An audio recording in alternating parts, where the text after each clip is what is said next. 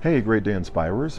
Another day of learning awaits us all. Now, today is May the 17th, and today marks the 27th year of the anniversary of my injury. You know, life can change with one wrong step. And I remember on this day being really on top of the world. Things were going so well in my life, and I was enjoying my time in the United States Army. I was on my way to officer candidate school. I'd been through the Gulf War as a combat veteran and a combat campaign. I was also on my way to make the 1996 Olympic team in the 400-meter hurdles. My life was set. The day in Hays, Kansas was very windy. My normal routine was to set up 3 to 5 hurdles and establish my rhythm for the next day's race. With the wind blowing hard, I was having problems with my steps. I did my last pass when I approached the third hurdle with the Kansas wind pushing back against me. But I pushed back against that Kansas wind that day and I landed awkwardly, causing a dislocation to my left knee, severing the artery behind the kneecap and ending the pursuits of going to officer candidate school or the Olympic Games. Eventually, my left leg would be amputated. A sharp second lieutenant named Michelle Dickens took 9 pictures that day, and I'm going to share with you the photograph of that injury. Let me share with you what's going on in this picture. You can see my foot is resting on the track on the black surface. If you come up the shin bone, you will see the dislocation and the head of the femur poking out from the skin. The discoloration down to the left of the head of the femur is actually my kneecap.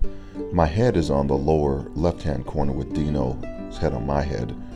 And then if you see Roz is holding on to my hand, Ben Curitin has his back on Dino's back. And then I have no idea whose ashy legs those are on the opposite side corner of the picture. My friend Dino Napier, who was in the yellow top, he remembers that day. So let's hear from Dino. So once we got back to Fort Sill, in a few days after that maybe, that's when we got the news that your leg was amputated. Yeah, and it felt like,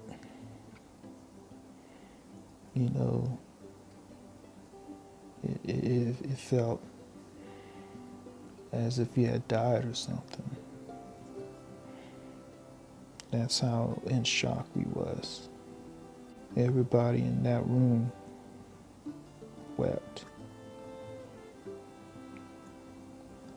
Yeah, they cried. As did I. I mean, I had to leave that meeting. I had to go and take a long walk. Coach Davenport, he tried to keep up a tough front. You know how Coach Davenport was.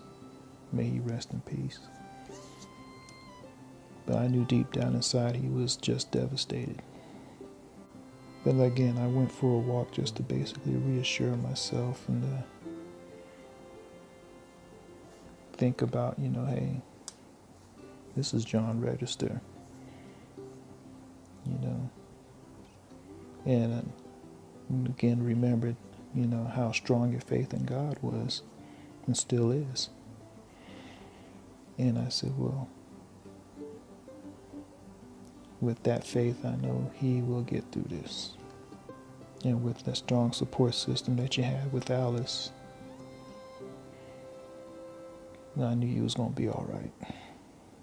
So as we're focusing in on this, right, we've been through a lot as a country. We've been through a lot as a world in the past year and a year and a half. And hopefully we have learned a lot. We all went through an amputation, so to speak. When a limb is amputated, the human body does not grow another one back. When there's an abrupt traumatic shift, we don't get back the time or the way we used to be prior to it. I think this is the hardest thing for people to realize and embrace. We camp out in wishing things were the way they were or the way they used to be. I can't wait till things get back to normal, we say. Our mindset is focused on the past reality rather than embracing a mind sight that focuses on a future state. Life changes with one wrong step, and sometimes we control the steps that we have taken, and sometimes society dictates the missteps. As I sit in this airport about to board a flight to Chicago so I can check in on my parents, I can look back over my life and pinpoint that one moment in time as a pivotal moment that shifted everything for me. It shifted from my mindset to a mind sight. Yes, I've had a very productive and a very full life, and I believe that there's more work to be done.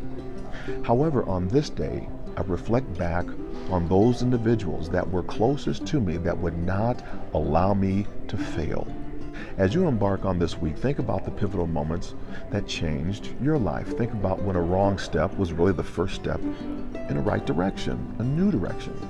I thank everybody that was in my support network that would not allow me to fail. My life is indebted to each of you, from my family, Alice, John Jr., Ashley, Mom, Dad, my brothers, and Marilyn, to my friends, to the military, to the doctors and nurses at Hayes and in Wichita. Blessings to each of you. Now, everybody out there, go forth and inspire your world. Bye for now.